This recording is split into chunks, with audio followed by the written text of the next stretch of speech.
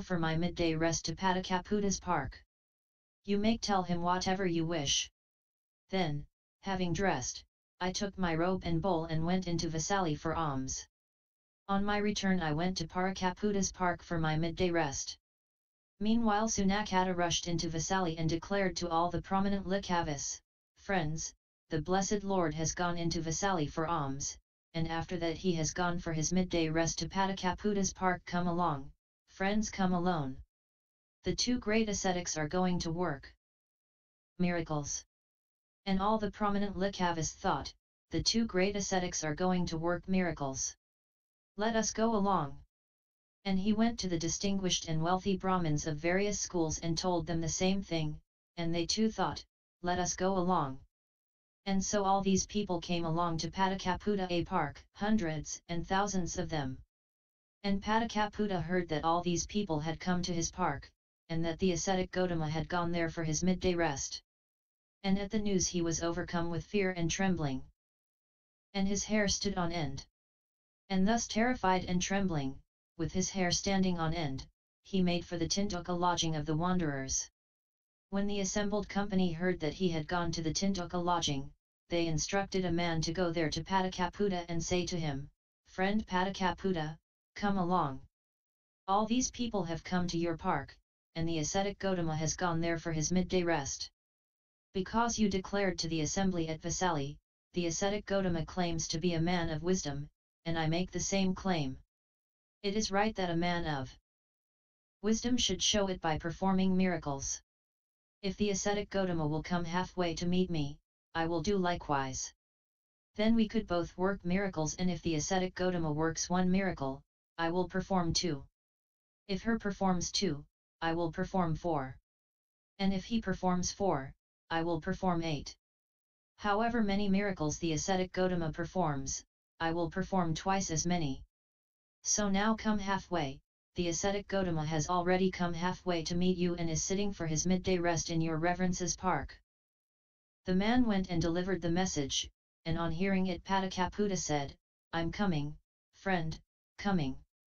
But, wriggle as me might, he could not get up from his seat. Then the man said, "What's the matter with you, friend Patikaputta? Is your bottom stuck to the seat, or is the seat stuck to your bottom? You keep saying, 'I'm coming, friend, coming,' but you only wriggle and can't get up from your seat." And even at these words, Patikaputta still wriggled about but could not rise. And when that man realized that Patikaputta could not help himself, he went back to the assembly and reported the situation.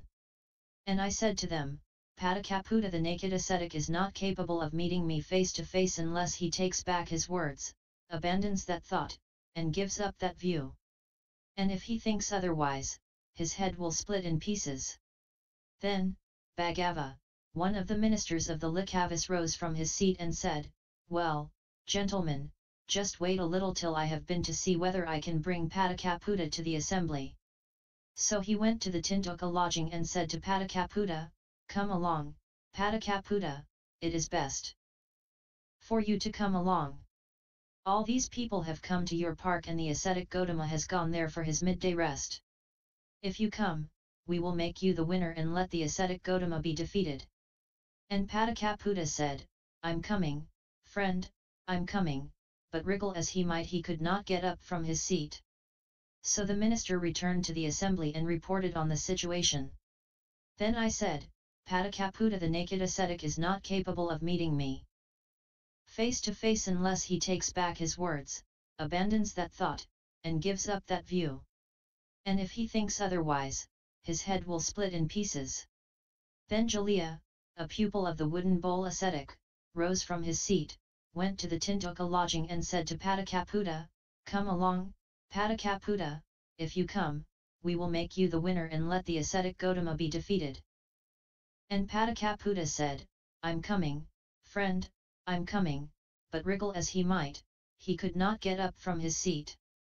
Then, when Jalya realized the situation, he said, "Patikaputta, once long ago, the lion, king of beasts, thought, suppose I were to make my lair near a certain jungle. Then I could emerge in the evening, yawn, survey the 4 quarters, roar my lion's roar 3 times, and then make for the cattle pasture. I could then pick out the very best of the herd for my kill and, having had a good feast of tender meat, return to my lair. And he did accordingly. Now there was an old jackal who had grown fat on the lion's leavings, and he was proud and strong. And he thought, what difference is there between me and the lion, king of beasts? Suppose I were to make my lair in the jungle. So he chose a lair accordingly, and emerging in the evening, he surveyed the 4 quarters, and then thought, now I will roar a lion's roar 3 times and he gave out the howl of his kind, a jackal howl. For what is this wretched howl of a jackal have in common with a lion's roar?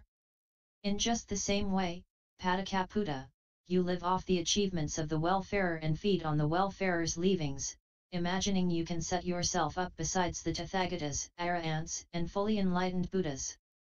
But what have the wretched Patikaputtas in common with them? Then, unable even with the aid of this parable to get Patikaputta to rise from his seat, Jalya uttered this verse. Thinking himself a lion, the jackal says, I'm the king of beasts, and tried to roar a lion's roar, but only howls instead. Lion is lion and jackal, jackal still.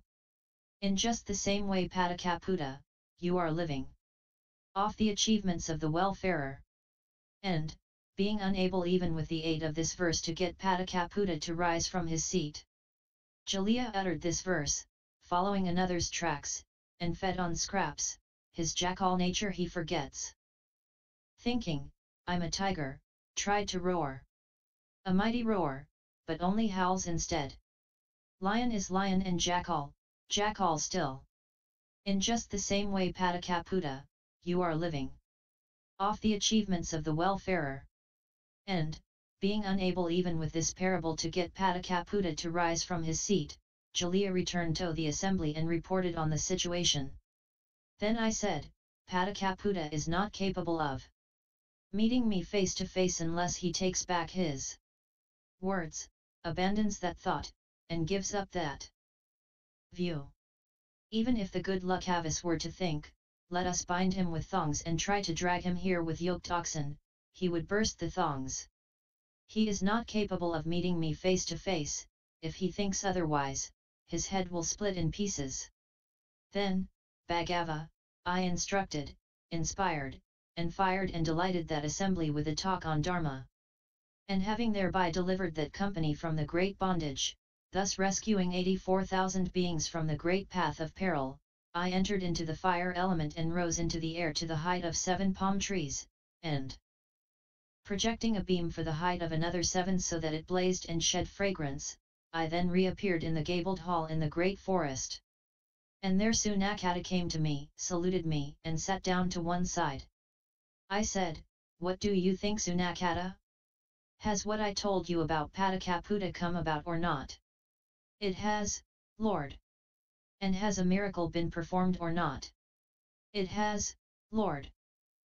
Well then, you foolish man, do you still say to me after I have performed such a miracle, well, Lord, you have not performed any miracles? Consider, you foolish man, how far the fault is yours. And, Bhagavam, at my words Sunakata left this Dhamma and discipline like one condemned to hell. Bhagava, I know the first beginning of things, and I know not only that, but what surpasses it in value. And I am not under the sway of what I know, and not being under its sway I am not. I have come to know for myself that quenching, by the realization of which the Tathágata cannot fall into perilous paths. There are, Bhagava, some ascetics and Brahmins who declared as their doctrine that all things begin with the creation by a god, or Brahma. I have gone to them and said, Reverend Sirs, is it true that you declare that all things with the creation by a god, or Brahma? Yes, they replied. In that case, how do the reverend teachers declare that this came about? But they could not give an answer, and so they asked me in return, and I replied. There comes a time, monks, sooner or later after a long period, when this world contracts. At a time of contraction, beings are mostly reborn in the Abhasara Brahma world. And there they dwell, mind-made, feeding on delight, self-luminous, moving through the air, glorious, and they stay like that for a very long time. Wrong view number 5, but the time comes. Sooner or later, after a long period, when this world begins to expand. In this expanding world an empty palace of Brahma appears. And then one being, from exhaustion of his lifespan or of his merits, falls from the Abhasara world and arises in the empty Brahma palace. And there he dwells, mind-made, feeding on delight, self-luminous, moving through the air, glorious, and he stays like that for a very long time. Then in this being who has been alone for so long there arises unrest, discontent, and worry, and he thinks, oh, if only some other beings would come here. And other beings, from exhaustion of their lifespan or of their merits, fall from the Abhasara world and arise in the Brahma palace as companions for this being. And there they dwell, mind-made, and they stay like that for a very long time. And then, monks, that being who first arose there thinks, I am Brahma, the great Brahma, the conqueror, the unconquered, the all-seeing, the all-powerful, the Lord, the maker and creator, ruler, appointer and orderer, father of all that have been and shall be. These beings were created by me. How so? Because I first had this thought, oh, if only some other beings would come here. That was my wish, and then these beings came into this existence.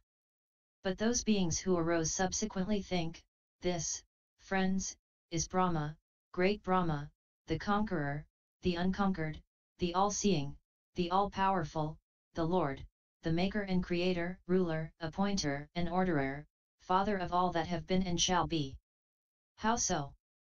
We have seen that he was here first, and that we arose after him.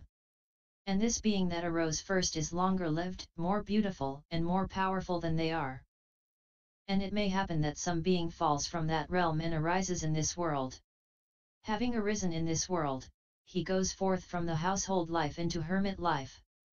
Having gone forth, he by means of effort, exertion, application, earnestness, and right attention attains to such a degree of mental concentration that he thereby recalls his last existence, but recalls none before that. And he thinks, that Brahma, he made us, and he is permanent, stable, eternal, not subject to change, the same forever and ever. But we who were created by that Brahma, we are impermanent, unstable, short-lived, fated to fall away, and we have come to this world. That, Reverend Sirs, is how it comes about that you teach that all things began with the creation by a god, or Brahma. And they said, we have heard this, Reverend Gotama, as you have explained. But I know the first beginning of things, and not being under the sway of what I know I have come to know that quenching by the realization of which the Tathágata cannot fall into perilous ways. There are some ascetics and Brahmins who declare that the beginnings of things was due to corruption by pleasure, declare that the beginnings of things was due to corruption of mind, declare that the beginnings of things was due to chance.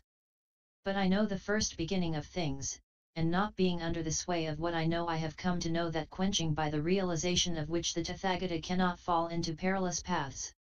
And I, Bhagava, who teach this and declare this am wrongly, vainly, lyingly and falsely accused by some ascetics and Brahmins who say, the ascetic Gotama is on the wrong track, and so are his monks.